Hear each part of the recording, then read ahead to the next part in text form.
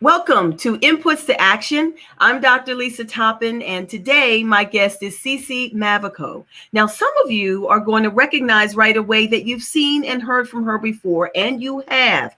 She was a guest on Blazing Your Path, sharing her story through law school into the field of compliance. So if you haven't heard that, you've got to go check that out. It's a great story. But today, CeCe is really going to take us inside what is such a personal story, but an important one. CeCe's raising a daughter who has a rare disease. And so it's really just inspiring what the journey that you've had. And I'm happy for our audience to really hear from you on what this has been and what you've learned and what we need to know. So let's get right into it. And I want to start with the full context. So tell me about your journey into parenthood. Now, tell me, you don't have to start from the creation, but you can give us the journey. Tell us what pregnancy was like, and tell us about how, how Isabel was a baby and your journey. Okay. No, thank you. And thank you for including me today. Pregnancy was it was a journey, and I think that's true for most parents. I was 35 years old. I remember going to the doctor and seeing them take out a big marker and write MA, it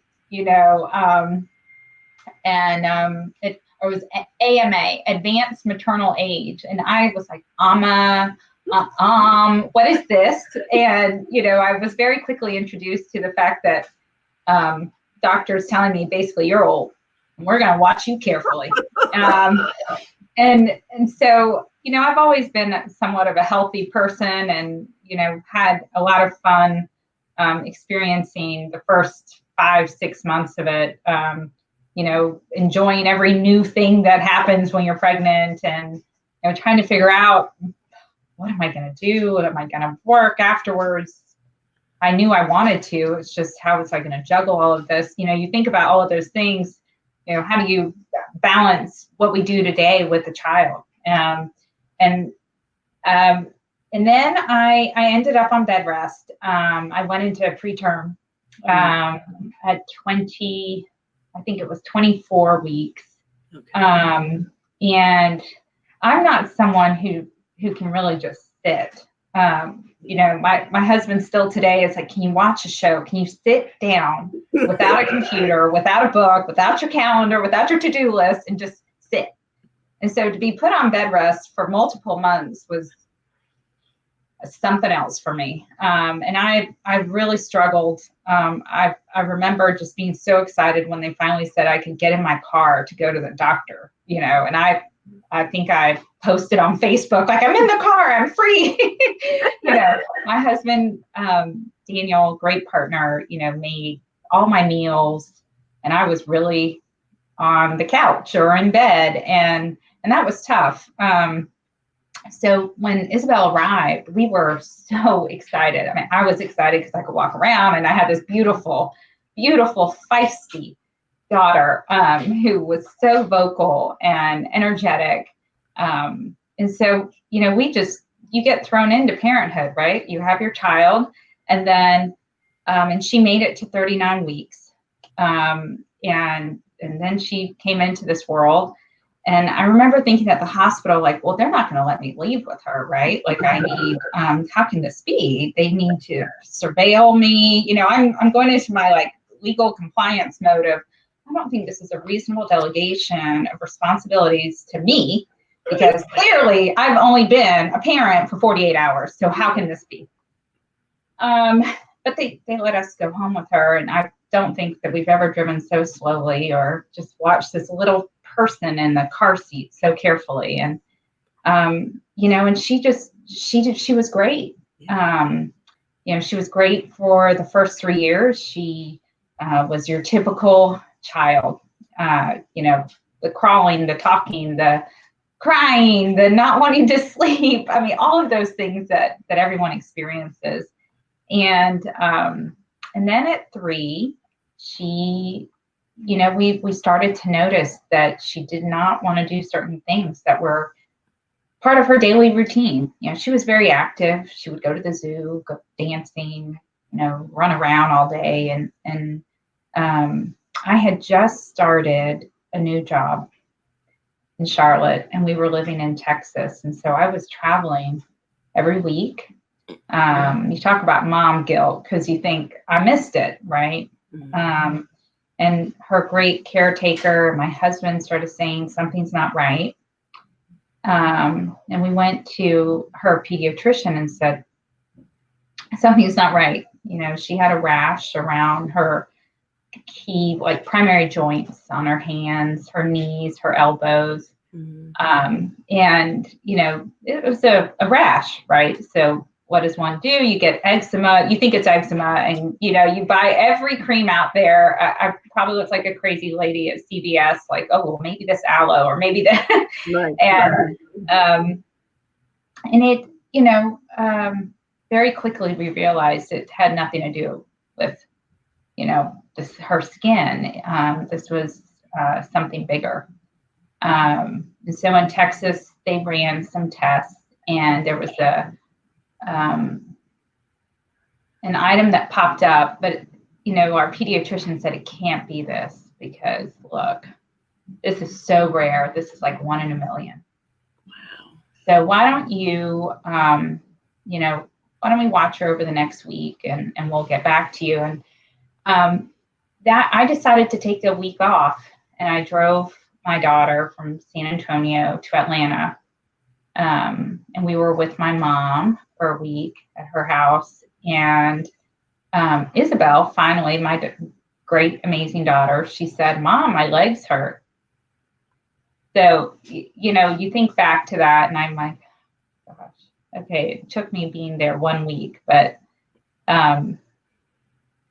we very quickly connected the dots. It was actually my sister, who's a neurologist, you know, FaceTimed us and said, "I think I know what this is. Get in the car and drive up to Wake Forest." And we still have not been back to Texas. That's how I left Texas to move here. And we drove to Wake Forest. We're very lucky. There is an amazing doctor there who actually handles this disease. And she treats a lot of kids with this condition. And it is the 1 in a million condition. It's called juvenile dermatomyositis. And when we drove up to Wake Forest, we were immediately admitted to the hospital. And this physician was actually on an airplane flying back from a conference and getting pictures from the nurses and my sister. And we knew that night. She got off the plane and came to the hospital. She had ordered enough tests for us to recognize the symptoms and for them to validate what they could. And so within 24 hours of my sister seeing her on FaceTime, we had a confirmed diagnosis of this rare disease. You know, I still think about that moment of hearing someone say, this isn't about a rash. I mean, the rash is an indication, but this is really a condition that she's going to have for life. And, you know, as parents, you're the protector, right? And as a professional, what I do every day is I fix problems and I solve problems. And so, and I think as parents, that's an inherent function of what we do every day. And when you're faced with this, you can't fix anything. You know, all you can do is really make the environment better for your child to improve, you know, and just be that protective advocate, right? Of let me best position my child for success here. And so that's where our journey started. We were in the hospital for some time, just learning the basics, and she had to get tested every which way. And we started this elaborate journey of infusions Mm-hmm. that would last, 12, 14 hours, Wow. which having a 3-year-old hooked up to an IV for more than 2 hours to have a 3-year-old still, we pulled out the ergos and the baby carriers and, got a toddler in there. And I would just carry her on my back or on my, front side and with the IV pole and try and entertain her. Wow. And it was such a shock to the system. I think that was probably one of the first things, once I had a moment to reflect and get out of emergency mode of, what happens when the unexpected hits you. And everyone deals with that day to day. And at some point in life, we have those unexpected blows. For sure. And I'm wondering, just as you're describing having her get infusions and going through that kind of treatment, and you're trying to entertain her, what was her spirit like? How did she maneuver through that with being in the hospital, doing all that? I've always heard, and I learned very quickly that it's true. Your child feeds off your energy, right? So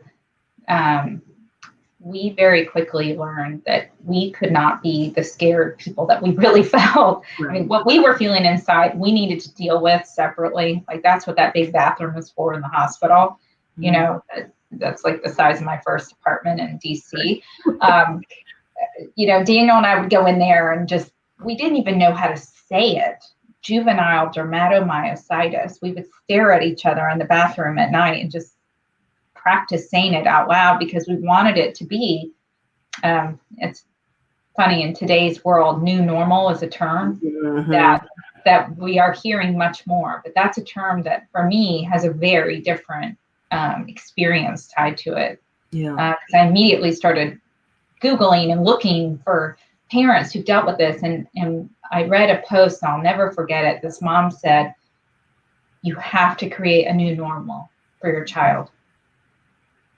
Deal with your stuff, parents, but you have to create and set that new normal for your child so that your child can move forward. Okay. And that was something that is very challenging when you're in the middle of dealing with a crisis. But again, it's putting your child ahead of you. That's what's most important, is to get this little princess through this and make her feel as strong and empowered as possible. Yeah. So what did the new normal look like? What did you have to decide about? How did that take place?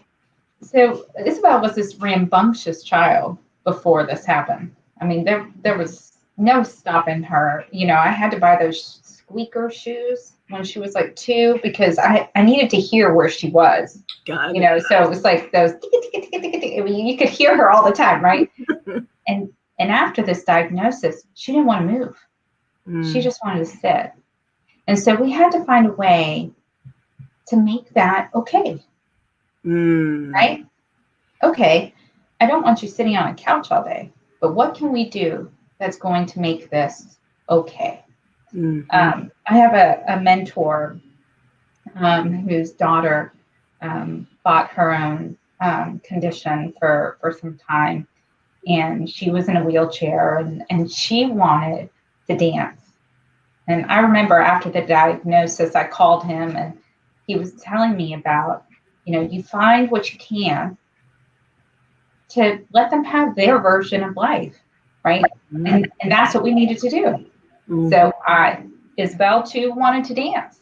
So I went to our local dance studio. I was so lucky. Jamie Masters, and I got to meet with Jamie, and I said, I have this daughter. She loves to dance. She started dancing when she was 2, but right now she's barely moving. She's like, I'll put her in my class. I got her. And it was amazing to see her. She would dance. She was excited. She couldn't do what all the kids did, but she did what she could. Yeah. And it was great. Yeah.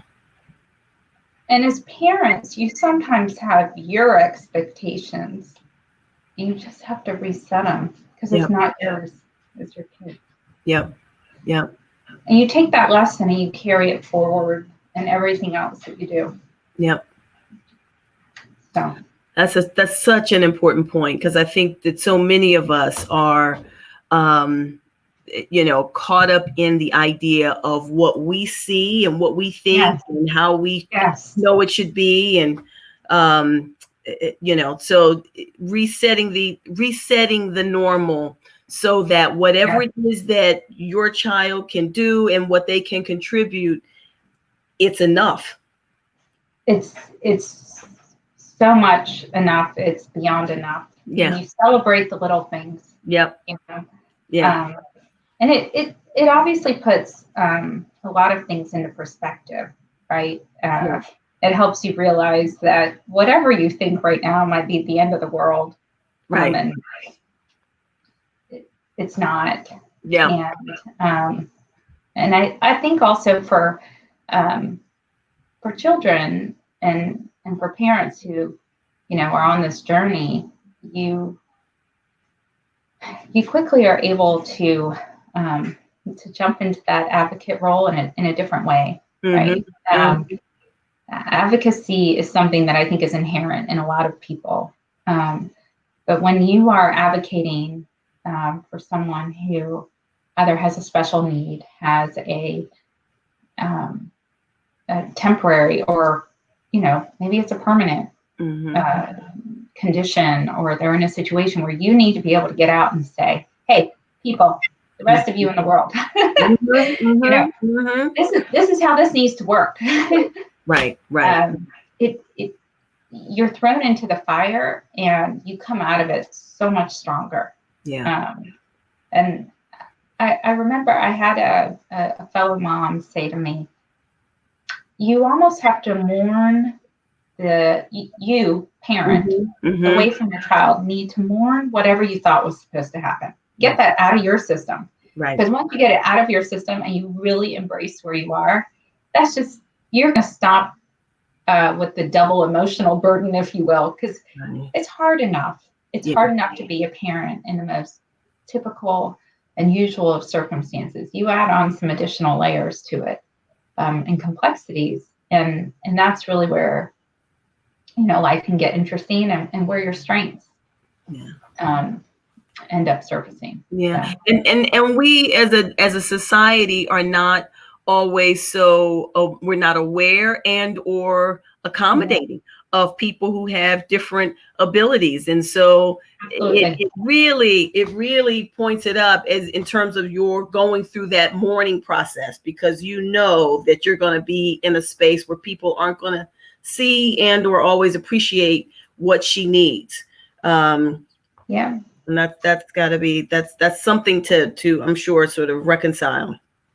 It is. And I think one of the other things I learned very early on was you have to surround yourself. And this is another term I know we hear so much more frequently now with that tribe, right? Your strong supporters, with your with those who just let you have your moments, right? Whether it's good, bad, or indifferent, but they're there to remind you that, hey, everything's going to be okay. You're doing great.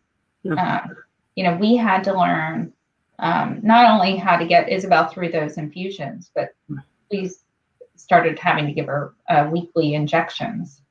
And I've never given an injection to someone other than like a turkey or, in a recipe. Like now, it's bad enough the hospital let me leave with her, with all of these medications that I felt totally inadequately prepared to keep up with the schedule. But now you're going to let me put a needle in her and give it a critical drug for her, for her treatment. And as parents, when you are faced with that responsibility, you can take it on and deal with emotions way later. I apparently needed to process while I was going through it. So I think giving her these shots, it was 100 times harder for me. I would cry over having to give a shot. The shot took about 5 seconds to give. went through at least 5 hours of pain every time I had to go through it. Yeah. But it's being able to talk about that with other adults, and Right. you know, being yourself. And I was very fortunate to be surrounded by supportive women, men, you know, just people in my life. Everyone from our realtor who helped when we moved here, you know, she knew we were coming straight out of the hospital, moving into a house, and I didn't even know Charlotte. Right. You know, I didn't know the city. And then here we are meeting new friends, and I have a new job, and my husband's traveling, commuting. So I'm by myself most of the time. I mean, it was this whirlwind of unstable, new challenges. And I think for people who go through these unexpected journeys in life, it's really just trying to find your center of gravity and holding on, and realizing who's most important, which in this case was Isabel, and in every case it's a little different, but it's trying to keep that perspective. For sure, for sure. So then at some point, though, you got some news that things were having a turn and that he was heading into remission? Yes. Okay. So they don't like to use the R word very often. Okay. Yes, there was our first year in to this, Isabel, we went to a JDM conference, and you know, they gave T-shirts to everyone, and the kids sang these beautiful songs. I remember she came in with a bunch of other, she was 4 at the time, 4-year-olds singing fight song, you know, and every parent's crying in the room, and, you know, amazing. And we got to meet at this conference the leading doctors in the United States. And, you know, so Daniel and I, 2 lawyers, were there with our notebooks with questions, everything we want to ask. And so we asked, when is remission? When do we get to remission? How do we get there? What do we do? You know, because we are going to solve this. Right. We were still in a bit of a denial there. But the first doctor we spoke with said, we don't believe in remission. Oh my goodness. Yeah. I just remember we left and we just sat in our hotel room, like, why did we come to this conference? And it took us time to realize that this is a forever, but that there are highs and lows, as with anything else in life. So we had to, and this was another lesson, right? You think you know what your end goal is.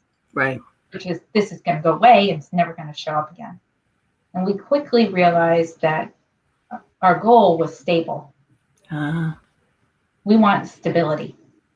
We want her to wean off of medications. And that was another lesson that I think for myself in this process was, it's good to always have the, you know, your end goal and keep that in mind. But along the way, you have to have more realistic goals. And so stability became a word that and a goal for us. And that helped us on that emotional roller coaster, but it also helped us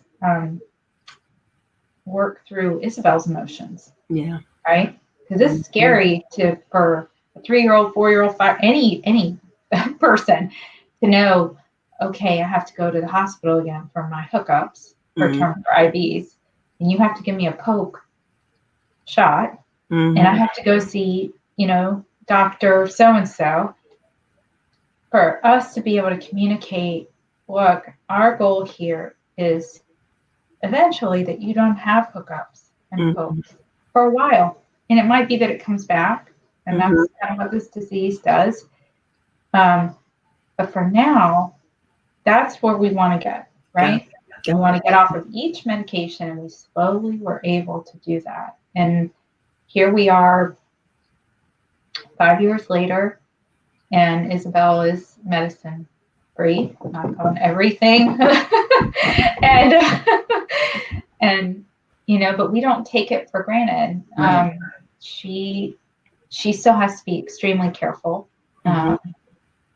She sunburn can cause a flare. So our daughter is always in long sleeves and pants. And, as she gets older, that's not necessarily cool or comfortable when it's 100 degrees out. But it's understanding your reality. Right. And consequences if you choose to steer from that, and making her feel responsible for that as she gets older. Right. Yeah. And really understanding that consequence, pro, con, and you make the decisions, but you need to understand that all of us are different, and we have to account for it as best we can. Yeah.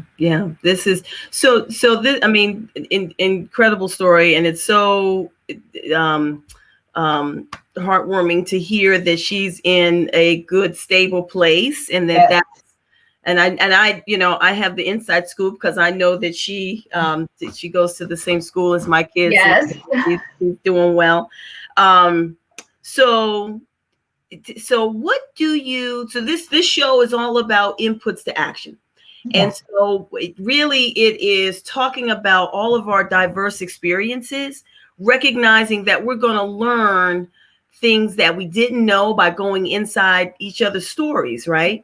And so I call that, you've given us great input. So what should we now do, knowing what we know about Bill's story? How should we be different? What should we now do?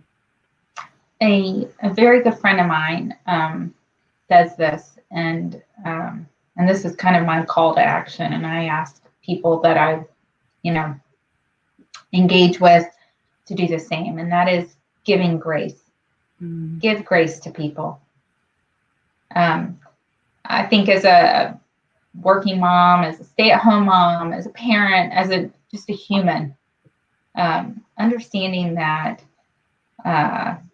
sometimes people are going through so much and you have no idea what they're going through.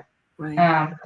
And I think of all the support that I received from my boss, from my friends, from my neighbors who didn't know us. We had just moved. And they see me walking around with a 3-year-old in an ergo. Like, they either thought, this mom's out of her mind. Right. They never asked me a question. Like, why do you have a 3-year-old in an ergo? Or when we were still pushing her around in a bob stroller and she's 5. If you saw that out and about, you'd be like, gosh, that parent, they probably need to let their kid. But we weren't judged.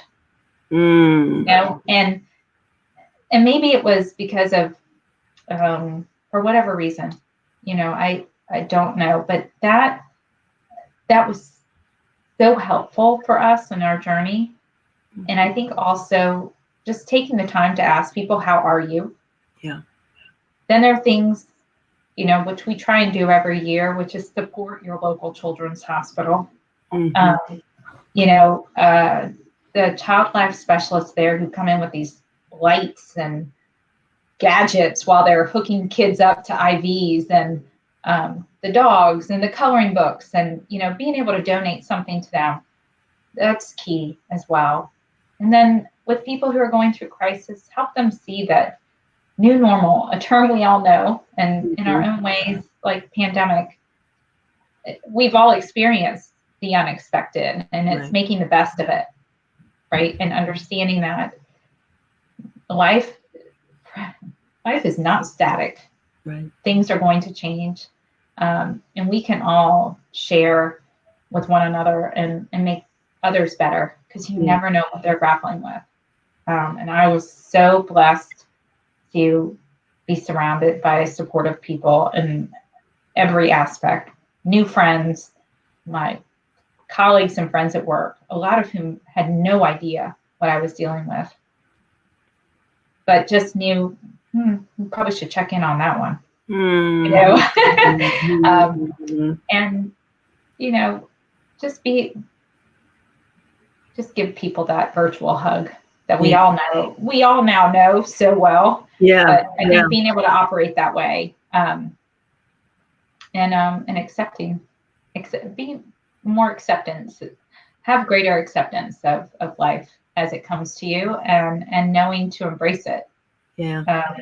Because it'll change, and we'll have something else come up sooner than later. It will change. It will change. That's so good.